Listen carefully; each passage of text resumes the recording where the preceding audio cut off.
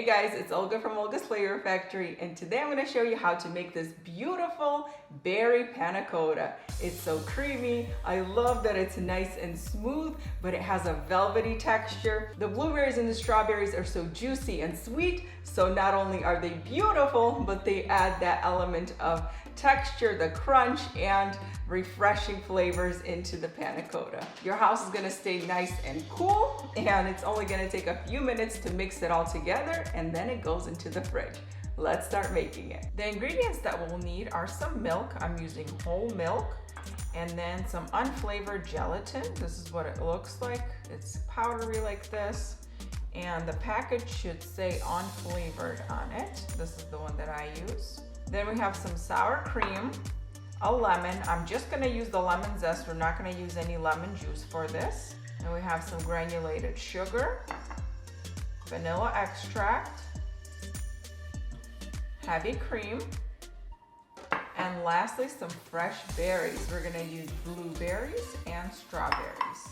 Before we start mixing, we want to bloom the gelatin. So I'm gonna pour some milk right into this small saucepan. And then I'm gonna sprinkle in the gelatin right on top, whisk it in, and we're gonna set it aside for at least 5 minutes so that the gelatin can bloom. It's gonna soften, and you'll see that it gets a little bit thicker in there. So we're gonna set this aside, and we're gonna move on and mix the rest of the ingredients together.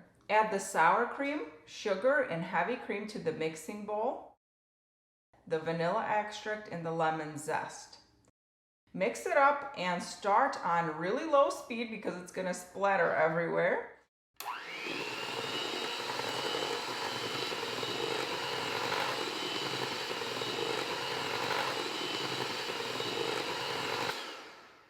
Mix it up until the sugar melts and it becomes thicker. So it's gonna be still a little bit runny, but it's gonna be definitely a lot thicker than when you first started out. And don't forget, we're gonna still add the gelatin, so it's gonna set and get much thicker than this. So this is the consistency that we're looking for. The gelatin got a lot softer while we were mixing that up. So right now I'm just gonna take it to the stove and melt it very carefully over low heat. It's really important not to overheat the gelatin, just melt it and do not bring it to a boil, otherwise it won't set. So the gelatin is completely melted. It's still a little bit warm, so I'm gonna cool it off slightly before I add it in here.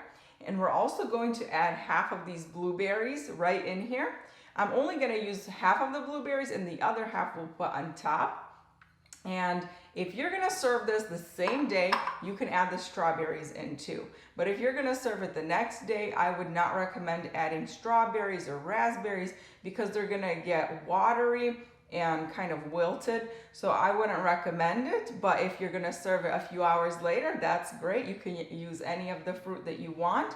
And then I'm going to just put the strawberries on top when I'm serving it. If you use just the blueberries, this panna cotta can hang out in your fridge for a day or two. The blueberries are still gonna be nice and sweet and juicy. They're not gonna wilt at all in there. So this is awesome when you want to make it ahead of time and your dessert is ready to go. I'm gonna use this bread pan, and we're gonna pour the gelatin mixture right in here, and then I'm gonna put it in my refrigerator to set for about 2 to 4 hours. It depends on how thick the mixture is. Since it's kind of thick, it's gonna take it a little bit of time to chill.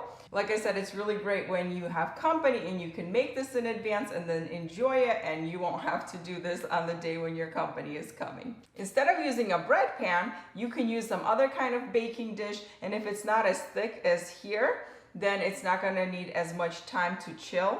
And you can also do individual portions, like you can use a small glass or some kind of a ramekin or something, and that won't take long to chill at all. Into the fridge it goes until it gets nice and set. It's nice and chilled and ready to eat. I can't wait to enjoy this. So to get this out of the bread pan and onto a serving plate, what we're going to do is we're gonna fill up the sink with hot water, or you can use a big roasting pan or something, whatever you have.